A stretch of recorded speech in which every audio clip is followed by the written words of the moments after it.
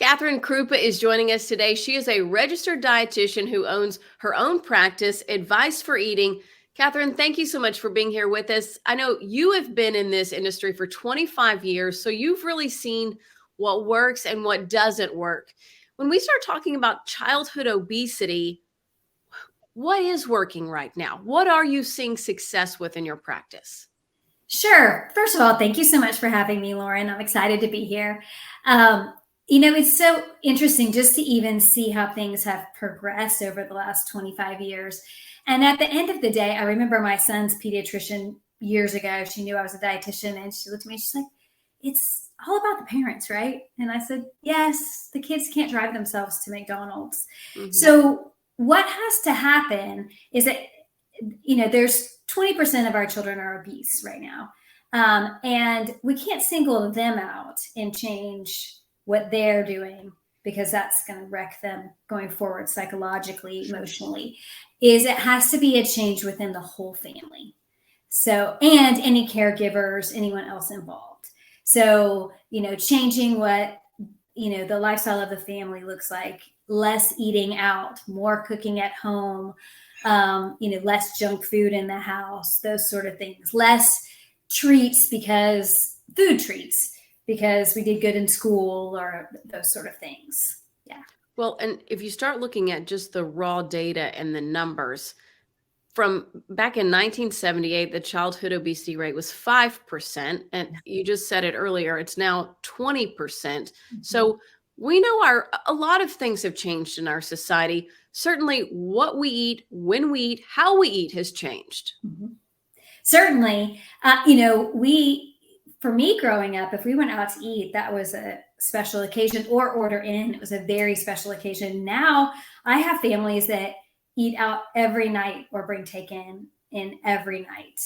And, and time is definitely a factor. I think we live in a much faster paced society than, back then.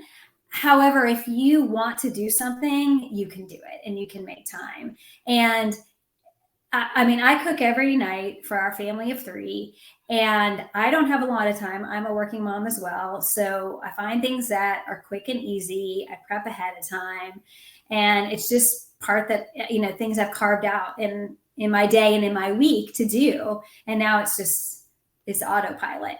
And it's worth it because it's for my family's health and we enjoy it. It's good food. Well, and it is worth it. And it's so important because we're talking about tomorrow's generation of adults. Right. And we want them to go forward being healthy and feeling good about themselves. So that's why this is so important. And I feel like this is such a societal issue too. And there's also, I feel like, people that go, well, 80% of US children aren't considered obese. And maybe your kids fall into that 80%, or maybe your grandkids, or maybe you don't have kids, or maybe your kids are grown. But I think we can all also be more mindful of what we send to school as treats, or what we put out for the neighborhood kids to eat, or, just simple things like at a birthday party, the kids can have water instead of a Kool-Aid or juice or a soda. Talk about what we can all sort of do as a society to help with this situation. Sure. And even if you aren't someone with kids or with obese kids, the obesity rate is still increasing, and it's increasing in adults. So we still want to set good examples and teach our kids to eat healthy, whether they're, at the appropriate weight or not, because I can't tell you how many adults I get in my office. They're like, oh, I was a string bean until, I was 30, 40, 50. And so we want to ingrain those good eating habits when they're young so that you can continue that on as an adult. Because what we're seeing is these adult diseases, hypertension, high lipids, which is high cholesterol, asthma, sleep apnea. All these things that adults deal with, we're now seeing in our kids. Or if we don't teach them to eat healthy young and they can get away with it now, we still may see that earlier in life than we would have. So those are things that we want to think about. And it's so hard. It's, one of the least motivators to eat healthy is, to be healthy and 30, 40, 50 years. It's just not overly motivating, unfortunately. But hopefully looking at the statistics, maybe this will motivate some people to change some things. And really, kids just want it to be fun. If they don't know any better, they just want it to be fun. And so a great example is when my son was maybe 5, we went on a picnic with his class, and he was eating these little packets of edamame, which had Dora the Explorer on them. And the only reason he ate them is because they had Dora the Explorer on them. Mm-hmm. And all the kids were coming over. It was fascinating to watch, and asking him for one of his beans. Now, if that were in a regular baggie, no one would be eating it. Mm-hmm. And so it's all about making it fun. And a study really long time ago asked kids if they wanted a banana, and they put the banana there, or a rock for breakfast, but they put stickers all over the rock, and every kid chose their rock. So it's just about making it fun. And even with vegetables, if they need cheese on top of the broccoli to eat it, go for it. We just want to get that broccoli in. Mm-hmm. So whatever it needs to be fun. The other thing that's happening is when we go out to eat all the time and let our children order whatever they want, that, and the same thing if we bring food in, that causes really picky eaters, because they just eat the same things and the things they want all the time, and they don't necessarily expand their palate. Now, in some cases that could be different if you're going to different restaurants, but in general, you get picky eaters. And then when we have picky eaters, they're not overall healthy, and they're, maybe only eating a few food groups. So yeah, that's a big issue for a lot of kids. I see that around with my kids' friends and family and what have you, that, there are a lot of kids out there that, eat gummy bears and fries all day, every day, and that's it. And the parents are tired and they get exasperated by it, and they're like, I just want my kid to eat, so whatever. And I understand that. I mean, you and I have both been there. At that moment, that may not be the battle that you choose to have, sure, but over time, it starts to, add up and is a real problem. What, for busy parents out there, whether your children are overweight or not, what are your go-to? Like, I'm a big believer in, I keep my freezer jam-packed with frozen vegetables all the time. My kids are honestly great vegetable eaters. So that's my go-to. Like if they wake up, or not wake up, I mean, I can't make vegetables for breakfast, but if it's lunch or dinner and they're like, I'm starving and I don't want spaghetti tonight or whatever, that's my go-to. It's easy, healthy. What are your advice? What do you encourage people to keep stocked in their house for those moments where you are tired? Because look, you're a mom. You're going to have those moments. Sure. What's your advice there? So this spaghetti is a good go-to, because you can make it quickly. Generally, everyone likes it in some form or another. You can keep marinara sauce around. I keep frozen turkey meatballs in the freezer to throw in to go with them. And then the frozen vegetables were stocked with them as well. Our family likes fish, so I also keep frozen fish in there that I can thaw out pretty quick and throw in the air fryer. You can do the same with chicken, and you can also throw it in the oven. And so those are also quick go-tos. I think it's 20 minutes, and not much prep. And if you do the frozen vegetables, which can be just as nutritious as fresh, then there's really no prep. You just throw them in the microwave. So those are two of our go-tos. The third one that we do a lot are turkey burgers, because they're really easy to grill. I can keep the meat frozen. Everybody likes it. Feels like a hamburger. And I just keep the buns, whole wheat buns, frozen in the freezer as well. So pull those out. So those are my 3 go-tos that you will always find in my house if you come here. Do you find that a lot of the children that end up in your practice spend a lot of time on screens, playing video games, things like that, a little less time playing outside? And I want to say, I feel like there are a lot of kids that don't always have that option. Mom can't go outside and watch them, or, you're like, well, I know they're safe in front of the TV or in front of the computer, sure, or, they're in my house, I can see them, kind of thing. But do you think that plays into this as well? Absolutely. That's a very huge component. And that's something that has changed over the last 30, 40 years. I was out in the street playing until it got dark outside. We were never inside. And then I even think with COVID, it's caused kids to be on screens even more. And I will say mine is guilty of that. And I never was more excited about an Xbox for during COVID when I had an only child, because that was his socialization. And that's, whether it's on your phone or video games or whatever, that's how kids are socializing now versus getting out and being active. And I mean, we all know as adults how addicting those things can be. Sure. And then you just sit for hours. So yeah, sure. Absolutely plays a large role. Yeah. And again, I know there's a lot of parents out there that's at least they can watch them, know where they are. So, Sure.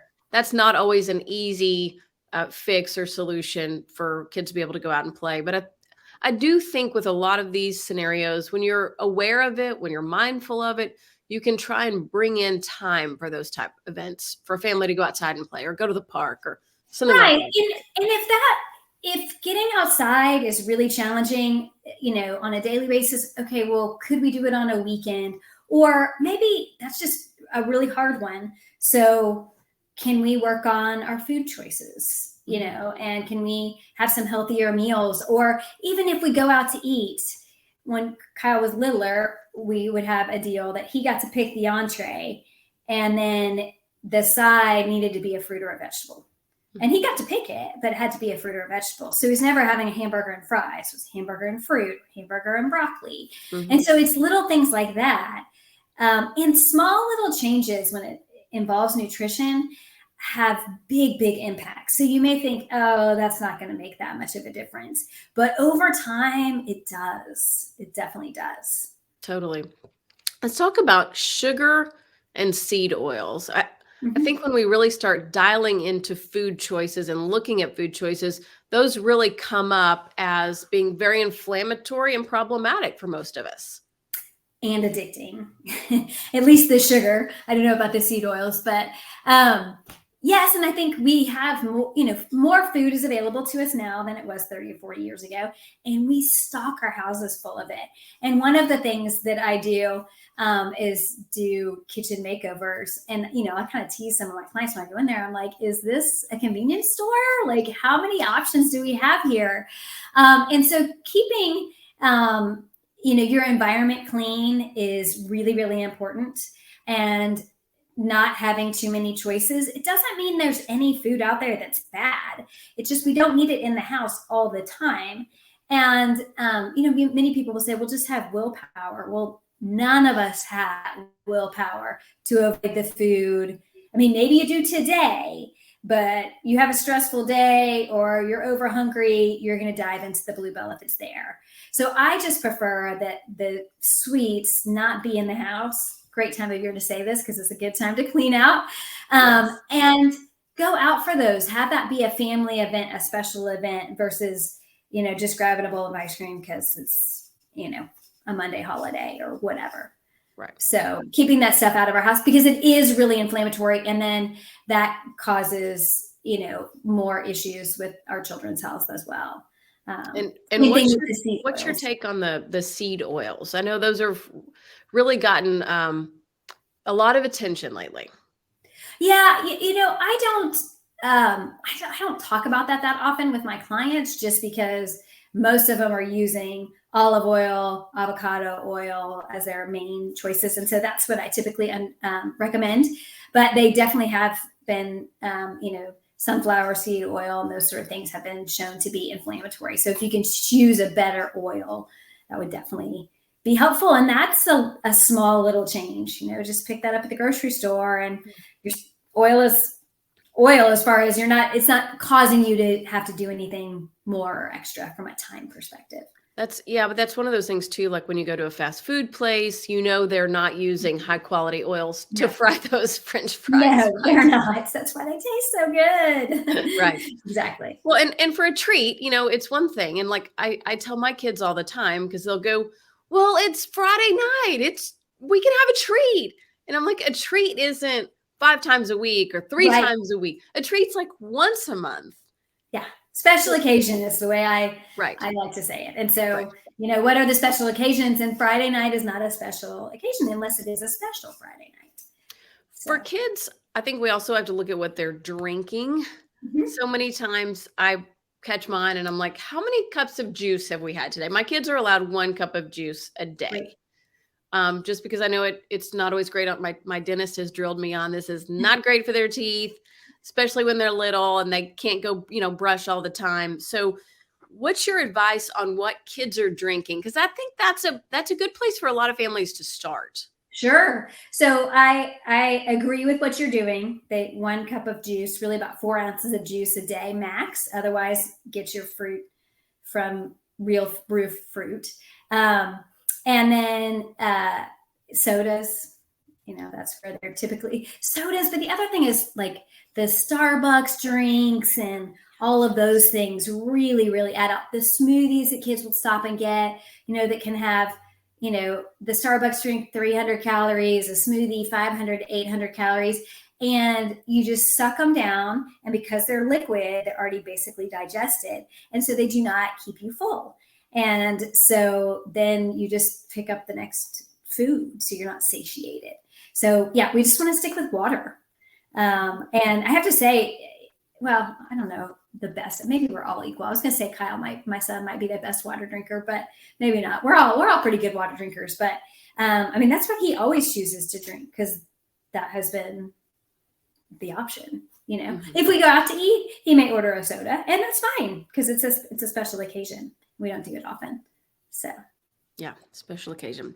All right, let's talk about the long-term costs, health-wise and also society-wise when it comes to obesity. So I read a stat from the CDC a little bit earlier. $173 billion a year is what the US spends on obesity-related conditions. So that's a tremendous amount of public funds that are spent every year on obesity-related conditions, from diabetes type 2, heart disease. Some cancers can be attributed back to obesity. So this is another reason that we should all care about this. Oh, absolutely. It's very expensive, to our society to have these kids that are overweight and, having to take different kinds of drugs, having to go to different specialists. I'm in connection with a cardiologist at Texas Children's, and he tells me about the lipid clinic and how it's jam packed and has a waiting list for months. And these are all kids that have high cholesterol, which, we wouldn't even think is something going on in our children, but it is. And then they have to be put on drugs and have, some pretty, major ramifications of that high cholesterol at a very young age. Yeah, just again, all really plays into this. Well, Catherine, thank you so much for joining us today. This is something that I think we all really, as a society, have to watch and to pay attention to. And based on the CDC numbers, year after year, it's getting worse. Right. So I just hope that more conversations like this occur and really help all of us to think about how we can play into this and help the situation. Yes, I absolutely agree. And just remember, there's no foods that are off limits. They just for special occasions. And to work around the whole family, we got to have everyone involved and everyone accountable to everyone else. I'll tell the kids that I work with, I'm like, if I make a recommendation for them, you watch dad too, because if dad's doing that, you call him out on it. So make it a family event. And it's a great time of year just to start making some small changes. It doesn't have to be anything big. Just some new things for 2023 that you're going to incorporate: more exercise, more vegetables, whatever it may be, and then just stick with it. It's great advice, Catherine. Thank you so much. Thanks so much for having me.